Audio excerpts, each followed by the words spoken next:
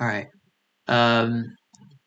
Getting started with Docker. First, clone a repository. The Getting Started project is a simple GitHub repository which contains everything you need to build an image and run it as a container. Clone the repository by running git in a container. Run in terminal.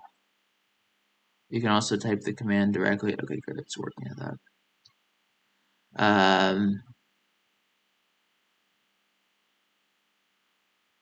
Cloning into Getting Started.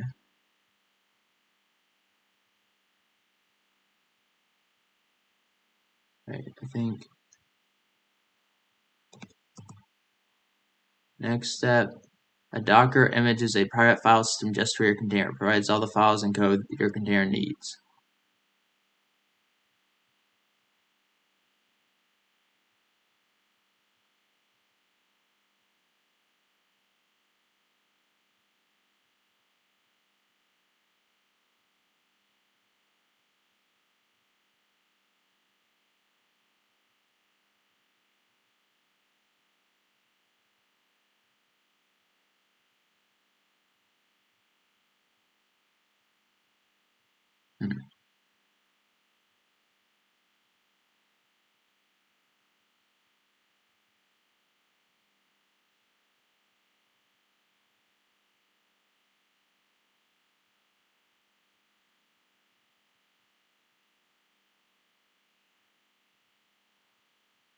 Next step.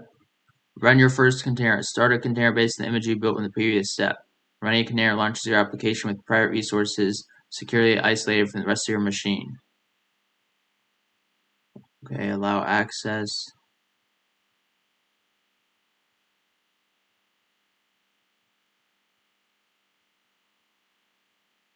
Now save and share your image. Save and share your image on Docker Hub to enable other users to easily download and run the image on any destination machine.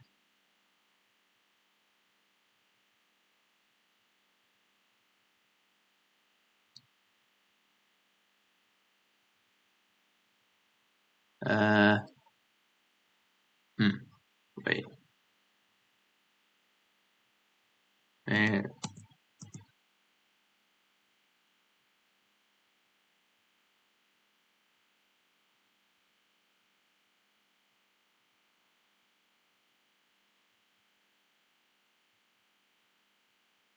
aha.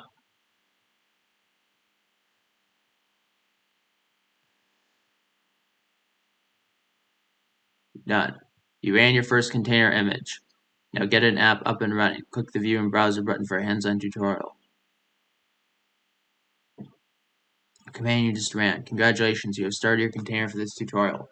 Let's first explain the command that you just ran. And in case you forgot, here's the command. Docker run d -p -d-p 80:80 docker getting started. You notice a few flags being used. Here's some more info on them. -d, run the container in detached mode, in the background. -p 80:80, map port 80 of the host to port 80 in the container. Docker/getting-started, the image to use.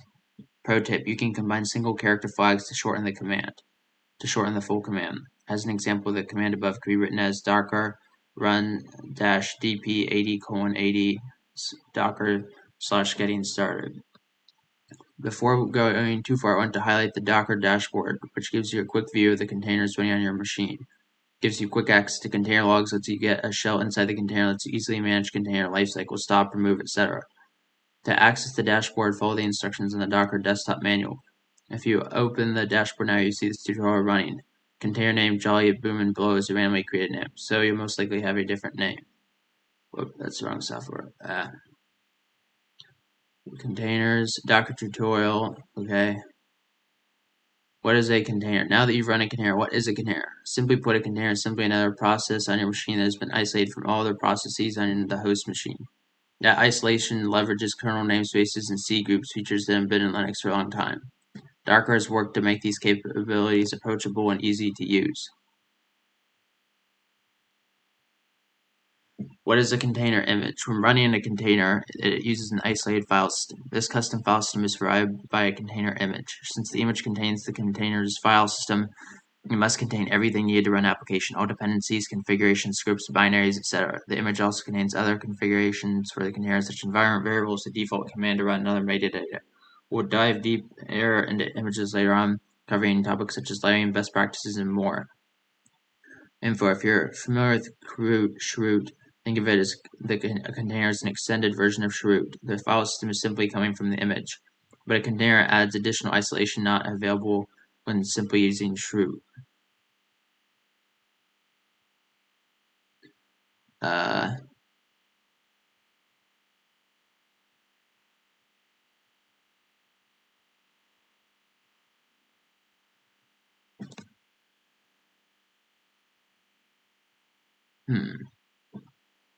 Okay, what is going on with this thing?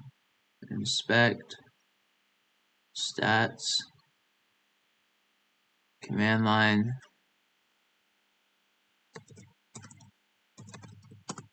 help, built-in commands,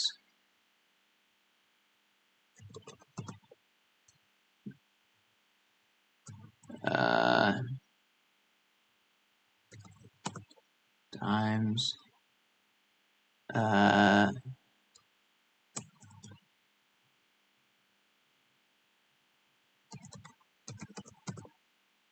history,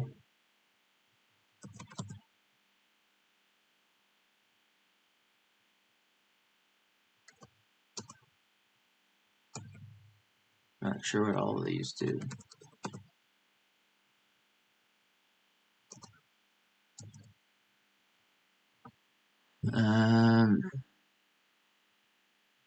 Images,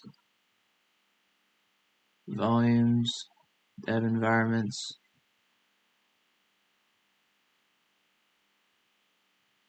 you can add an extension. Okay, I'm going to close it. Okay, so that's the end.